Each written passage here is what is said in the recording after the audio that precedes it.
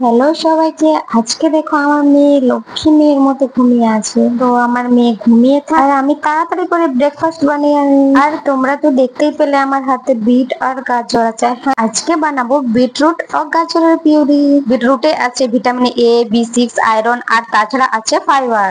তাছাড়া গাজর চোখ আর হেলথের জন্য তো খুবই ভালো। তাছাড়া এর মধ্যে আছে ভিটামিন A, K, B6।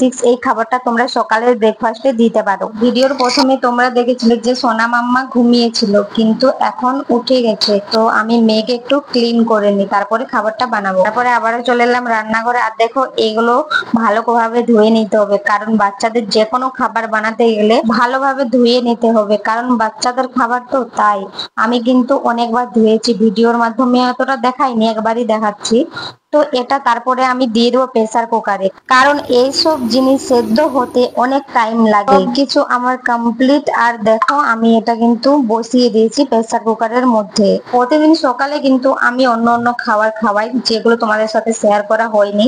ভিডিওর মাধ্যমে আমি সবকিছুই শেয়ার করব। এক রকমের খাবার আমি কিন্তু প্রতিদিন দিই না, কারণ ওদেরও খেতে ভালো লাগে না। তার মধ্যে আমি আপেলের পিউরি, তারপরে সুজির হালুয়া, আর আজ শেয়ার করলাম বিট ও গাজরের পিউরি। যেমন একরকম খাবার খেতে সব দিন ভালো লাগে না, ওদেরও কিন্তু ভালো লাগে না। আমার কিন্তু বিট ও গাজর সেদ্ধ হয়ে গেছে, এটা আমি মিক্সিতে পেস্ট করে নিয়েছি। বাচ্চাদের পেস্ট করে খাওয়ালে শরীরের পক্ষে খুবই ভালো এবং হজম তাড়াতাড়ি হয়।